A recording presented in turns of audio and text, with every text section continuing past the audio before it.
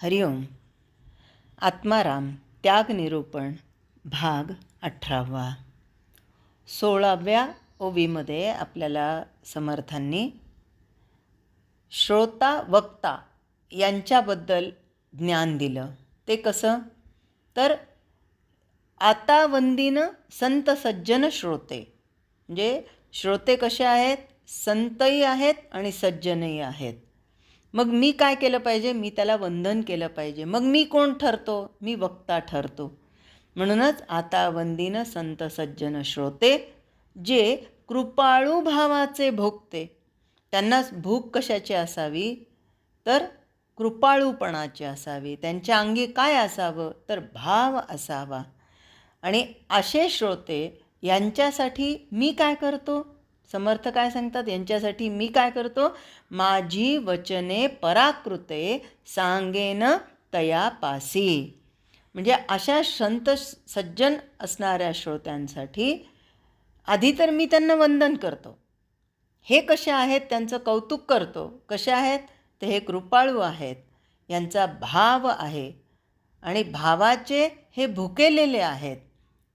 म्हणून जी माझी वचनं आहेत, माझे जे शब्द निघणारे आहेत, ते त्यांच्याही परावाणीपर्यंत पोहोचणारे आहेत आणि ते माझ्या परावाणीतून निघणारे आहेत, हा एक अर्थ. आणि माझी जी वचनं आहेत ती मी त्यांच्यासाठी साध्या अगदी सोप्या भाषेमध्ये, म्हणजे प्राकृत भाषेमध्ये सांगेन. कशासाठी? त्यांना समजावीत यासाठी. म्हणून सांगेन तयापासी. 17व्या ओवीमध्ये समर्थ आम्हाला ज्ञान देतात ते संतांच्या बाबतीतलं. त्या ओवीमध्ये ते सांगतात, तयांचे वर्णावे स्वरूप, तरी ते स्वरूपाचेची बाप. कोण? हे संत.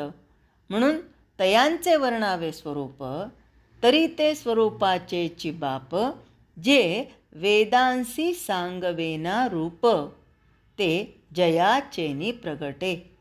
वेदसुद्धा नेती नेती म्हणती हून गपचूप बसले, बोलूच शकले नाही, वर्णन करू शकले नाहीत.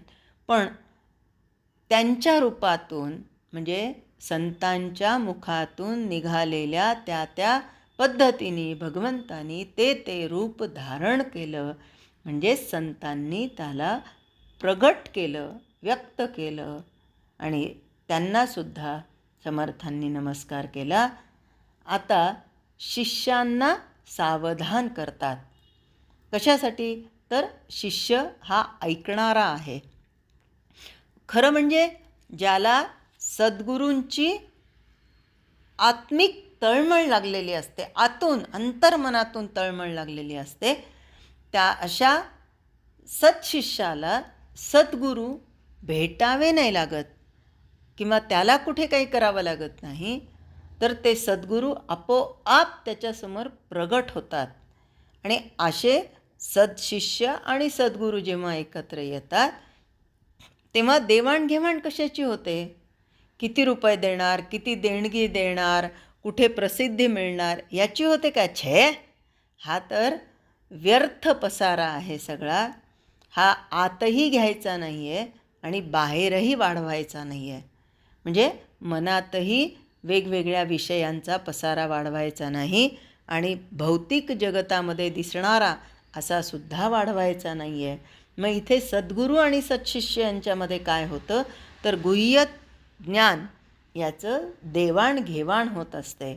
आणि जेव्हा गुह्य ज्ञान हे सत्शिष्याला प्राप्त होतं, त्याच्यानंतर मिळणारं जे समाधान आहे ते कायम स्वरूपी अंगी राहणारं असतं. पण जे वरवरचं असतं ना, म्हणजे उथळ पाण्याला खळखळाट भार आपण म्हणतो, तर ते क्षणापुरतं असतं.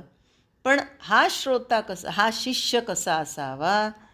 आधी तो श्रोताच होतो आणि मग वचनं ऐकून ऐकून तो शिष्य बनत असतो. मग अशा शिष्यांना इथे समर्थ सावधान करतात. काय म्हणतात 18व्या ओवीमध्ये? आता शिष्या सावधान, ऐक सांगतो गुह्य ज्ञान, जेणे तुझे समाधान अंगी बाणे. समर्थ मोठे कृपाळू आहेत. ते शिष्याला म्हणतात, शिष्या आता सावधान हो. आणि खरं म्हणजे समर्थसुद्धा स्वतःही सावधान झालेच न. सावधान म्हणलं की अरे एकदम पळून गेले तिथून. कशासाठी? तर चिंता वाहतो विश्वाची. स्वतःचंच घर दोन म्हणजे हम दो हमारे दो म्हणणाऱ्यांच्यामधले ते नसल्यामुळे त्यांनी विश्वाला सावधान करण्यासाठी सावधान शब्द ऐकला आणि तिथून निघून गेले. आता हे सावधान झालेले समर्थ शिष्याला म्हणतात, आता शिष्या सावधान, आधी केले मगच सांगितले. असेच संत आहेत आणि असेच समर्थ आहेत. आता शिष्या सावधान, ऐक सांगतो गुह्य ज्ञान. टॉप सिक्रेट सांगतात. आणि हे टॉप सिक्रेट कसं आहे माहिती का? परमनंट राहणारं आहे. कधीपर्यंत? आहे तोपर्यंत तर आहेच आहे, देह आहेपर्यंत आहेच आहे. आणि हा देह गेला म्हणजे देह जावो अथवा राहो, पांडुरंगी दृढ भावो. मग पांडुरंगाशी एकरूप होणारं आहे हे ज्ञान. परत मग पुनरपि जननम पुनरपि मरणम पुनरपि जननी जठरे शयनम, हा सगळा प्रवास बंद होणारं असं गुह्य ज्ञान आहे. मग हे गुह्य ज्ञान ऐकणारा जो शिष्य आहे त्याला अर्थातच संपूर्ण समाधान प्राप्त होणार आहे. पण केव्हा? त्यांनी हे गुह्य ज्ञान अंगीकारलं तर, आचरणात आणलं तर. आता बरेच जण भागवताचं बॅनर छापताना भागवताचार्य म्हणून लिहितात, त्यापुढे मग नाव लिहितात.